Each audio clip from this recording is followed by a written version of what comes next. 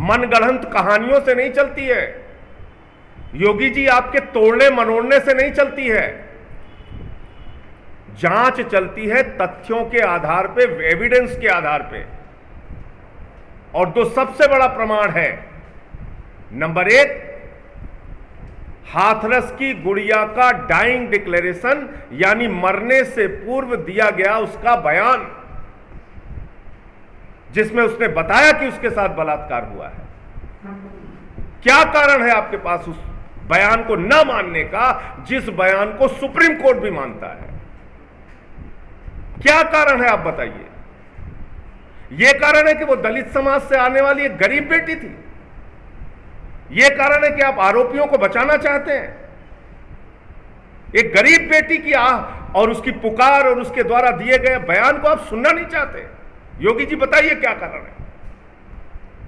उसका dying declaration है, जिसको सुप्रीम कोर्ट भी मानता है, माननीय सर्वोच्च न्यायालय भी कहता है मरने से पूर्व दिया गया बयान सबसे बड़ा एविडेंस माना जाएगा।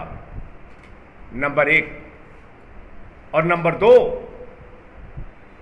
मैं आप लोगों को अभी ये रिपोर्ट देता हूं, मेडिको लीगल रिपोर्ट दीजिए आप। ये है Aligarh medical college, Jawaharlal Nehru medical college Aligarh के डॉक्टर की 22 सितंबर की रिपोर्ट। इसको कोई अखबार क्यों नहीं छाप रहा है? इसको कोई मीडिया क्यों नहीं दिखा रहा है? इसको कोई टीवी चैनल क्यों नहीं दिखा रहा है, जिसमें 22 सितंबर को रेप की पुष्टि हुई है? यह है वो मेडिको लीगल रिपोर्ट। यह है वो मेडिकल रिपोर्ट जिसमें रेप की पुष्टि हुई है। इसको नहीं दिखाया जा रहा है। अब आप मुझे बताइए, एक तरफ उस हाथरस की गुड़िया का बयान है, दूसरी तरफ ये 22 सितंबर का, जब वो अस्पताल में थी, जवाहरलाल नेहरू मेडिकल कॉलेज में थी, अलीगढ़ में थी, उस समय की उसकी मेडिको लीगल रिपोर्ट है, चिकित्सीय जांच की रिपोर्ट है, जिसमें कहा गया है कि उसके साथ रेप हुआ है, रेप की पुष्टि हुई है। ये दोनों बातें आप नहीं मान रहे हैं? इन दोनों बातों को आप स्वीकार नहीं कर रहे हैं, और दुनिया भर की आप बातें कर रहे हैं कि साहब अंतर्राष्ट्रीय साजिश थी और दंगा भड़काना चाहते हैं, नफरत फैलाने, क्या क्या बातें आप कर रहे हैं। कहां इस पूरी जांच को लेकर जा रहे हैं योगी जी अपनी राजनीति के चक्कर में? उस परिवार का अपराध यह है कि वो एक गरीब दलित परिवार है, इसलिए आज उसको सब मिलकर अपमानित करने पे लगे हुए हैं। मैं पूछना चाहता हूं, जब ये दो बड़े प्रमाण आपके पास हैं, तो क्या कारण है कि अभी भी उस गुड़िया का चरित्र हनन किया जा रहा है? रात में 2 बजे जबरन उसकी लाश जला दी जाती है। मैं संस्कार नहीं कहूंगा, क्योंकि संस्कार तो हुआ नहीं।